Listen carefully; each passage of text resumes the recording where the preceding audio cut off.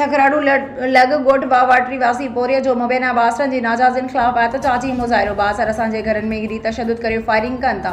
संगरार police इतला बावजूद कार्रवाई नथी करे SSP सखर का इंसाफ जो मुतालबो कयूं था। सोभारो लगारी ख़बर मूजिब ठकराडू लग गोठ बावाटरी वासी सोभारो लगारी जो मुबैना बासरन जी नाजाज़िन खिलाफ एहतजाजी मुज़ाहिरो उन मौके ते सोभारो लगारी नेशनल प्रेस क्लब ठकराडू पहुंची एहतजाज कंदे चयो त बासर मोहम्मद अली लगारी चोड़ लगारी मोहम्मद खान आलम खान मेहार लगारी इंडिया असांजे घरनि ते कब्ज़ो करणु चाहिनि था। गुज़िरियल ॾींहुं बासर असांजे घरनि में गिरी मुंहिंजनि भाइरनि ऐं औरतुनि खे यरग़माल करे तशद्दुद जो निशानो बणाए घरनि मथां हवाई फायरिंग कई।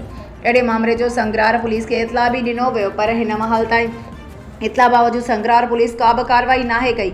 असांखे बासरनि मां जान जो ख़तरो आहे। एहतजाज कंदड़ IG सिंध DIG सखर ऐं SSP सखर खां मुतालबो कयो आहे त जवाबदारनि ख़िलाफ़ कार्रवाई करे असां सां इंसाफ़ कयो वञे।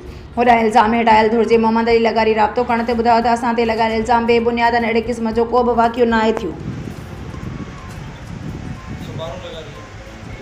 जी साईं मुझे सुबारो लगारी है ये मां के धमकी ॾियनि था पिया कल मुंहिंजे घर ते फायरिंग कई आहे। मोहम्मद अली बछड़ आहे जुवड़ जेको मुंहिंजे भाइरनि खे अंदरि वाड़े कमरनि में पोइ फायरिंग कई अथऊं।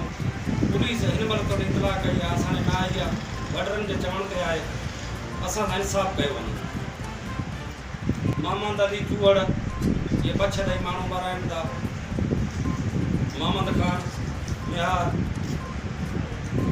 मसलो को भी कोन बस ॾाढाई करे असांखे माना झिको करणु चाहिनि था। असां कल न हुयासीं।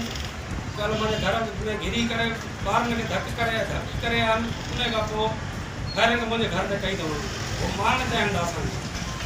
को मसलो अहिड़ो कोन्हे को असां लाइ इंसाफ़ कयो। पुलिस आई आहे के वॾरनि जे चवण ते अधु मोटी वई आहे। हिन वक़्तु उन्हनि जे लाइ उहो जवाबदार न पकड़िया आहिनि। मुंड जवाबदार ते न आई आहे पुलिस।